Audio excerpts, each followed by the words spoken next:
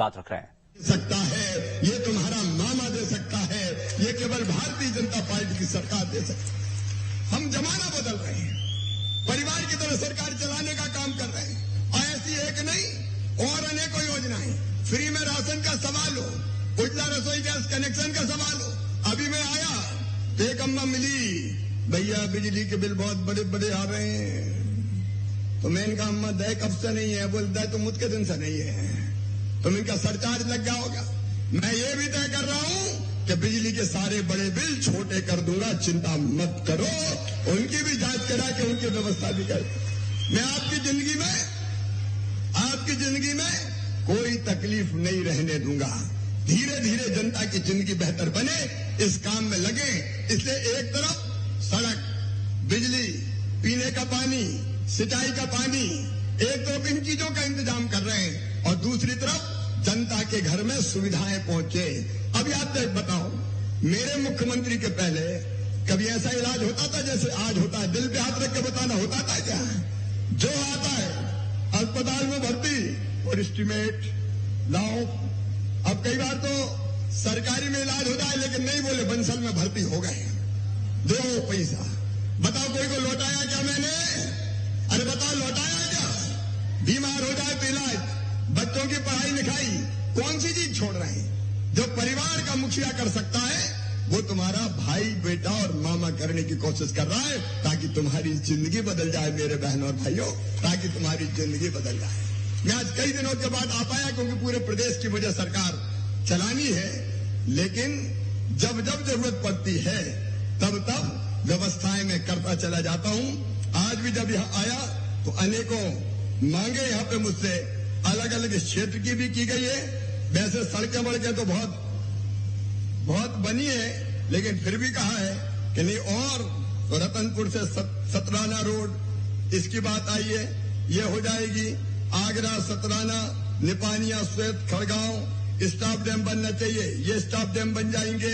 आपने बाकी सड़कें जो आसपास की कही है, अब देखो तुरंत में थोड़ी देर लगेगी क्योंकि इस साल के बजट का पैसा पूरा का पूरा खर्चा हो गया है भाई, और इतना बहनों को बांट रहा हूं तो वो भी तो देखो कहां से लाऊंगा पैसा मैं, तो बहनों के खाते में लगातार बढ़ते जाना है। लेकिन जितनी सड़कें दी है ये प्राथमिकता के आधार से एक एक करके मैं स्वीकृत करता हुआ चला जाऊंगा। चकल्दी में मैं आज ये भी फैसला कर रहा हूं कि ये क्षेत्र ऐसा है, ये गांव ऐसा है जो आसपास के कई गांवों का केंद्र है और आदिवासी क्षेत्र भी यहां पे लगा हुआ है, और इसलिए चकल्दी के बच्चों को अभी पढ़ने कॉलेज में दूर दूर जाना पड़ता है। इसलिए हम फैसला कर रहे हैं कि चकल्दी में कॉलेज भी खोला जाएगा, ताकि पहले हमने ITI खोला था ताकि बच्चे काम सीखे, और उसके साथ अब कॉलेज भी शुरू करेंगे ताकि हमारे बच्चे यहीं पढ़े, विशेषकर बेटों के साथ बेटियां, क्योंकि माँ बाप बेटी को बाहर भेजने में कई बार सोचते हैं, इसलिए बेटियों के लिए भी कॉलेज जरूरी है। तो कॉलेज भी हम खोलेंगे। और यहाँ के जो अलग अलग मांगे चकल्दी की मुझे दी है, अब एक तो उन्होंने कहा कि बाईपास, इसके बारे में सोच के बताऊंगा। एक बात यहाँ ये कही है कि छोटे झाड़ के जंगल के कारण यहाँ पट्टा देने में बहुत कठिनाई है और कई लोगों के पास पट्टे नहीं है। मैं इस समस्या का समाधान फॉरेस्ट से मिलकर करने का पूरा प्रयास करूंगा, ताकि चकल्दी में जो वर्षों से बसे हैं उनको पट्टा देने की व्यवस्था हम लोग कर पाए, और पट्टा के बाद फिर बाकी व्यवस्थाएं हो पाए। एक बात आती है आवास।